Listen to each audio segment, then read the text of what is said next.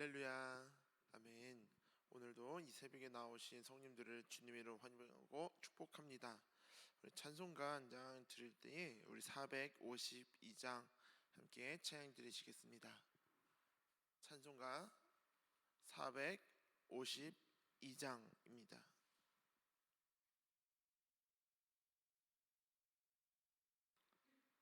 452장 함께 찬양 드리시겠습니다.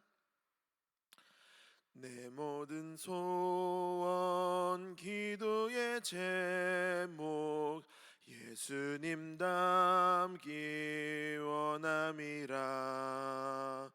예수님 형상 나 입기 위해 세상의 보화 아깝잖네.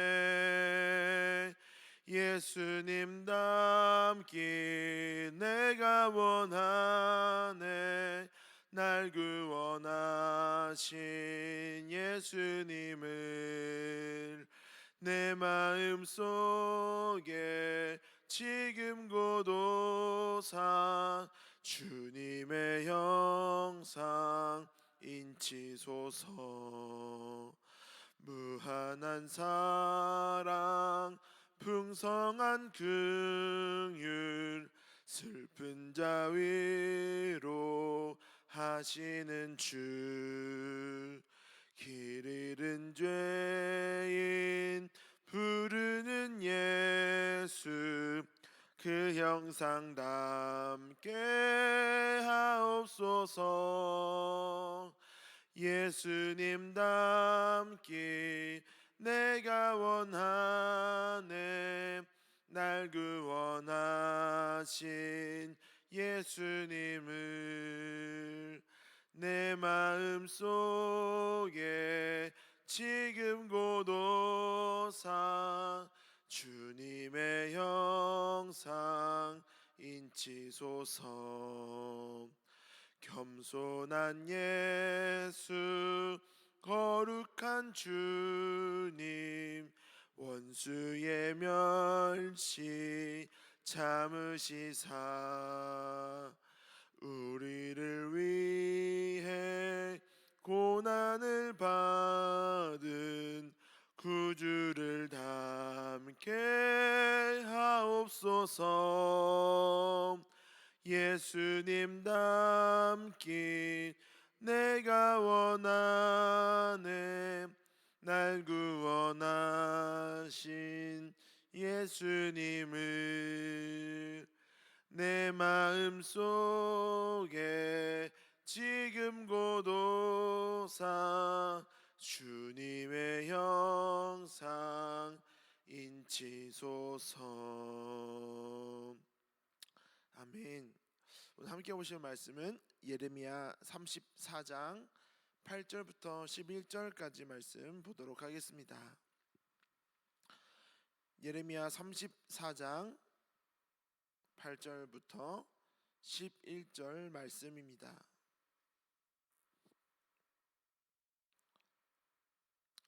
한 절씩 교독하겠습니다. 시드기야 왕이 예루살렘에 있는 모든 백성과 한 가지로 하나님 앞에서 계약을 맺고 자유를 선포한 후에 여호와께로부터 말씀이 예레미야에게 임하니라.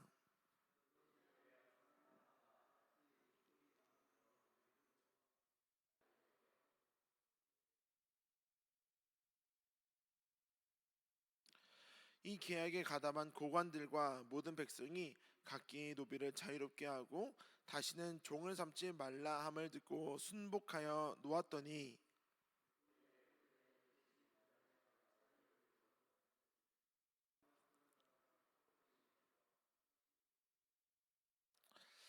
아멘. 오늘 이 본문 말씀은 이제 34장 전체 내용을 쭉 보면서 말씀을 나눌 텐데요. 오늘 말씀은 하나님의 말씀을 잘 듣는 사람과 하나님의 말씀을 잘 듣지 않는 사람에게 나타나는 모습들이 기록되어 있는 겁니다. 유다가 바벨론에게 멸망을 당했죠. 왜 멸망을 당했을까요?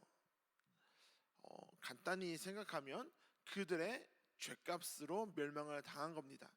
그들이 회개하지 않고 하나님의 말씀을 잘 듣는 것 같다가도 또 하나님의 말씀을 무시하고 듣지 않고, 약속을 했다가도 약속을 지키지 않고 하다 보니까 하나님께서 얘네가 아무리 어르고 달래고 타일러도 깨닫지 못하는구나, 더 크게 이 끝까지 하나님의 말씀을 깨닫게 하시기 위해서 그들의 죄값으로 멸망을 당하게 된 거죠. 하나님의 말씀을 잘 지키면 그 어떤 어려움 속에서도 구원을 받을 수 있지만, 하나님의 말씀을 잘 지키지 않으면, 하나님의 약속을 했는데도 약속을 지키지 않으면 내 삶이 아무리 형통하다 하더라도 그 인생은 불행한 인생이 곧 되어버릴 수도 있는 것입니다. 지금 유다는 불행한 일을 당합니다. 말씀에 불순종했기 때문이죠. 하나님과 약속을 했는데도 그 약속을 지키지 않았기 때문에 유다 백성들은 불행해지기 시작합니다. 말씀 한 절씩 보면서 더 살펴보겠습니다. 우리 2절 말씀을 보니까 이스라엘의 하나님 여호와께서 이와 같이 말씀하시니라. 너는 가서 유다 시드기야 왕에게 아뢰어 이르기를, 여호와의 말씀에 보라, 내가 이 성을 바벨론 왕의 손에 넘기리니 그가 이 성을 불사를 것이라. 하나님이 바벨론을 들어 사용하시기 시작합니다. 이 당시 바벨론이 대제국이었죠. 그 어떤 나라도 공격할 수 없는, 애굽과 조금 비등비등했지만 애굽도 바벨론에게 지고 말았죠. 바벨론처럼 강한 나라는 이 당시에 없었습니다. 그 강한 나라를 하나님이 사용하셔서 유다 백성들을 깨닫게 하시기 위해서 바벨론이 공격을 하기 시작하는데, 얼마나 공격하냐면 3절 보니까 내가 그의 손에서 벗어나지 못하고 반드시 사로잡혀 그의 손에 넘겨져서 내 눈은 바벨론 왕의 눈을 볼 것이며 그의 입은 내 입을 마주 대하며 말할 것이요 너는 바벨론으로 가리라. 이 말은 뭐냐면 바벨론에게 철저하게 멸망을 당하고 포로로 끌려갈 것을 이야기합니다. 이 당시에 전쟁을 하면 강대국과 그 강대국보다 좀 약한 나라의 전쟁은 이렇게 잔인하지 않았습니다. 왜냐하면 우리 너네 공격할 거야 라고 했을 때 누가 봐도 우리가 전쟁에서 질 것 같은 나라예요. 이 바벨론처럼 아무리 싸워도 이길 가능성이 없는 나라라면 항복을 합니다. 그러면 항복하면 공격 안 합니다. 그리고 그냥 속국으로 만들어서 조공을 바치고 내가 원하는 왕을 세우고 뭐 그 정도밖에 안 하거든요. 그런데 하나님이 남유다를 철저하게 멸망시키고 그들의 죄를 깨닫게 하기 위해서 모든 성읍이 다 멸망하고, 여기 2개만 남았다고 기록하고 있죠. 모든 성읍이 다 멸망하고 그들이 포로로 끌려가기까지 그렇게 철저히 멸망시키시는 것입니다. 그들이 하나님과 약속을 지키지 않았기 때문이죠. 철저하게 멸망을 당합니다. 3절 말씀을 보니까 포로로 끌려간다고 되어 있죠. 그런데 7절 보니까 그때에 바벨론의 왕의 군대가 예루살렘과 유다에 남은 모든 성읍을 쳤으니 곧 라기스와 아세가라 유다의 견고한 성읍 중에 이것들만 남았다. 이 정도로 철저하게 멸망을 당했고, 8절을 보니까 하나님과 한 가지 약속을 하는 장면이 기록되어 있습니다. 시드기야 왕이 예루살렘에 있는 모든 백성과 한 가지로 하나님 앞에 계약을 맺고 자유를 선포한 후에 여호와께로부터 말씀이 예레미야에게 임하니라. 그러니까 자기가 어려움을 당하니까 시드기야 왕이 모든 백성들과 하나님 앞에서 선포하는 거예요. 이 선포한 내용을 보니까 이스라엘 백성들이 하나님 앞에 지키지 않은 일들이 너무나도 많거든요. 그런데 오늘 34장은 노예 제도를 이야기하고 있습니다. 이제 노예 제도가 이스라엘 백성들이 출애굽하면서 애굽에서 나오면서 하나님이 그들에게 선포한 것이 있습니다. 너희들이 이제 앞으로 살아갈 때 히브리 민족을 노예로 삼거든 6년 동안은 노예로 삼지만 7년째 되는 날에는 놓아줘라. 해방시켜 줘라, 자유케 해 줘라, 그런 약속을 했습니다. 그런 명령을 하신 거죠. 그런데 말씀을 보니까 그들이 지키지 않았습니다. 14절 말씀을 보니까 너희 형제 히브리 사람이 내게 팔려왔거든 너희는 7년 되는 해에 그를 놓아줄 것이니라. 그가 6년 동안 너를 섬겼은즉 그를 놓아 자유롭게 할지라 하였으나 너희 선조가 내게 순종하지 아니하며 귀를 기울이지도 아니하였느니라. 하나님이 선포하신 이 명령을 너희 선조들은 지키지 않았어, 너희도 지키지 않고 있잖아 라고 책망하며 말씀을 하시는 겁니다.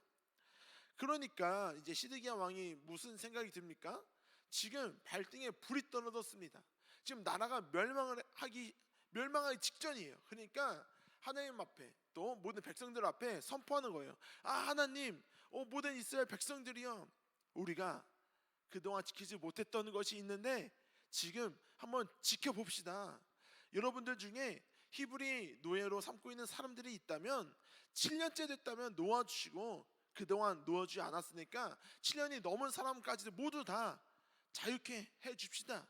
우리 하나님 말씀 한번 잘 지키며 살아가 봅시다 라고 선포를 한 거예요. 그런데 그 선포를 하고 지키는가 싶었더니 아니에요. 지키지 않았습니다. 그러니까 이들이 지금 발등에 불이 떨어져서 잘 지키는 것처럼 보였지만 결국엔 그렇지 않았다는 것이죠. 그런 경험들 혹시 있으십니까? 내가 너무나도 급한 일이 내게 닥쳤고 어려운 일이 내게 닥쳤는데 그때는 하나님 말씀에 충성맹세에 다할 것처럼 기도를 하죠. 하나님, 제가 잘못했습니다. 하나님, 저를 용서해 주세요 라고 그렇게 기도를 하는데 결국에 내가 하나님 말씀이 나를 돕고 하나님께서 나에게 은혜를 베풀어 주신 다음엔 어떻습니까? 사람이 화장실 들어갈 때와 나올 때가 좀 다르죠. 이제 내 마음이 좀 편해지고 내가 살만해지면은 하나님이 잘 생각이 안 납니다. 그러니까 시드기야 왕도 그랬던 거예요. 이제 하나님이 그 약속을 좀 지켜주시고 이제 말 잘 듣겠다고 하니까 이제 바벨론이 조금 주춤할 때, 시드기야 왕이 조금 살만할 때 이제 다시 아무도 안 볼 때, 내가 올해가 6년째 히브리 노예인데 1년만 더 그냥 노예로 삼고 그 다음 년에 풀어줘도 되잖아. 이 노예가 6년째인지 7년째인지 아무도 모르잖아. 그냥 은근슬쩍 하나님과의 약속을 지키지 않았던 거죠. 그러면서 하나님과 했던 그 약속을 지키지 않기 시작합니다. 그런데 사람은 속일 수 있어도 어떻게 하나님을 속일 수 있겠습니까? 하나님은 다 알고 계시겠죠. 그들이 하나님 앞에 불순종하고 하나님과 약속을 했는데 그 약속을 지키지 않고 있다는 것을 하나님은 너무나도 잘 알고 계셨던 것입니다. 그러니까 하나님은 그들이 죄를 깨닫지 못하고 그들의 삶이 변하지 않는 모습을 보고 철저하게 멸망시키는데 노예로 끌려가서 70년이라는 시간을 보내야만 했던 그 유다 이스라엘 백성들을 보게 되는 것입니다. 17절 말씀을 보니까 그러므로 여호와께서 이와 같이 말씀하시니라. 너희가 나에게 순종하지 아니하고 각기 형제와 이웃에게 자유를 선포한 것을 실행하지 아니하였은즉, 이렇게 보니까 하나님이 다 알고 계셨던 거예요. 하나님이 약속을 했는데 지키지 않고 있구나라는 것을 알고 있는 겁니다. 혹시 우리가 기도하면서 또는 과거에 하나님과 약속했던 것들이 있으십니까? 그러면 그 약속은 꼭 지켜야 되는 거예요. 한나가 서원했죠. 하나님, 저에게 아들을 주시면 하나님께 드리겠습니다. 그렇게 해서 태어난 아들이 사무엘 선지자입니다. 젖을 떼자마자 성전에 보냈어요. 그리고 성전에서 살게 했죠. 그렇게 약속을 지키는 겁니다. 하나님이 기도를 들어주십니다. 우리가 서원하면서 기도할 때가 있어요. 그런데 그 기도를 하나님이 들어주시면 은근슬쩍 하나님, 제가 언제 그런 기도를 했죠? 라고 막 오리발 내밀 때가 있다라는 거죠. 그러면 하나님은 하나님과 약속을 지키지 않은 책임을 물으시는 거예요. 이 말씀은 무엇을 뜻하고 계십니까? 17절 뒤에 보니까 내가 너희를 대적하여 칼과 전염병과 기근의 자유를 주리라. 여호와의 말씀이니라. 내가 너희를 세계 여러 나라 가운데 흩어지게 할 것이다. 나라를 없애버리고 멸망시키시겠다라고 하는 거죠.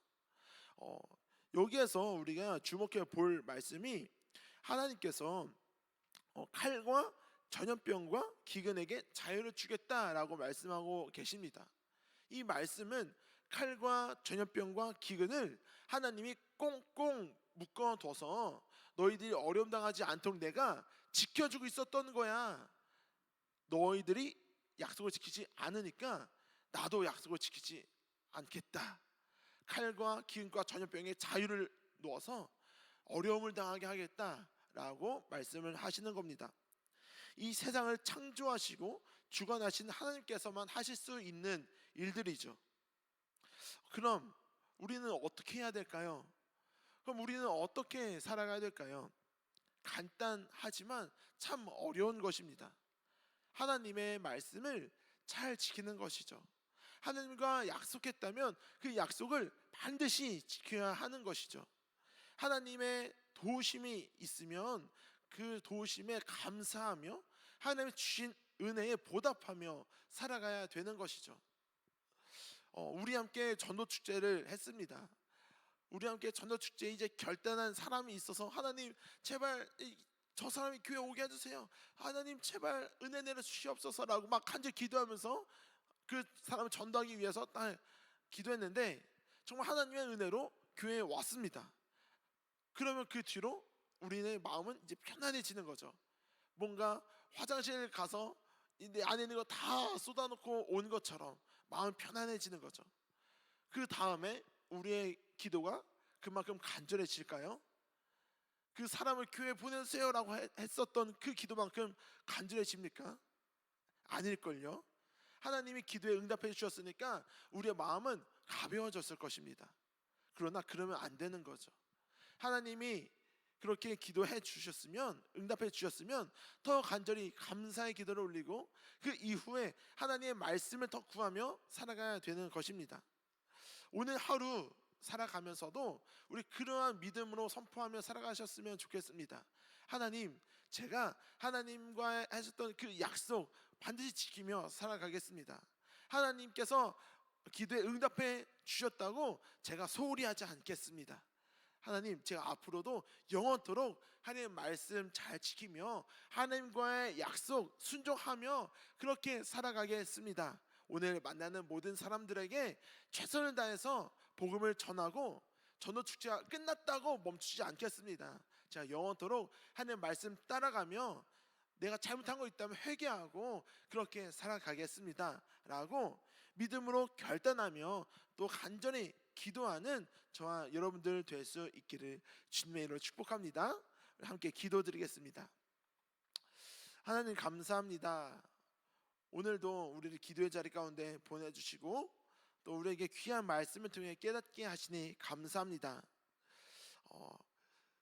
시드기야 왕과 유다에게 내린 하나님의 벌은 그들이 약속을 지키지 않았기 때문입니다. 혹시 우리가 과거에 또는 주님과 약속을 했던 것들이 있다면 깨닫게 해주시고 반드시 지킬 수 있는 은혜를 우리에게 허락하여 주시옵소서. 그리하여 우리의 삶이 어려움 당하지 않게 하시고 어떤 환난 속에서도 하나님의 은혜로 형통케 되는 축복 내려 주시옵소서. 우리가 각가지 기도의 제목을 가지고 주님께 나아갑니다. 하나님, 우리의 기도에 응답하여 주옵시고 우리의 욕심이 아닌 하나님의 뜻과 하나님의 방법대로 이 모든 기도에 응답하여 주시옵소서. 우리 함께 전도 축제를 은혜 가운데 마치게 하시니 감사합니다. 그러나 이 축제가 그냥 하루의 그 축제로 끝나지 않게 하시고 우리가 날마다 전도하며 복음을 전할 수 있는 자 삼아 주시옵소서. 또 앞으로 남아 있는 우리 교회의 모든 일정과 또 복음화를 위해서 기도합니다. 이 지역을 섬기고 또 이 지역 가운데 선한 영향력을 끼칠 수 있는 우리 평택교회 될 수 있도록 주여 도와주시옵시고, 대선이 며칠 남지 않았습니다. 하나님이 원하시는 이 나라의 리더를 세워주시고 하나님을 경외하며 이 나라를 하나님의 말씀 가운데 통치할 수 있는 리더가 세워질 수 있도록 하나님 은혜 내려 주시옵소서. 이 시간 간절히 불을 지질 때에, 하나님의 이름을 부르실 때에 응답하여 주실 주님 찬양하며 살아계신 나사렛 예수 그리스도의 이름으로 간절히 기도드렸습니다. 아멘.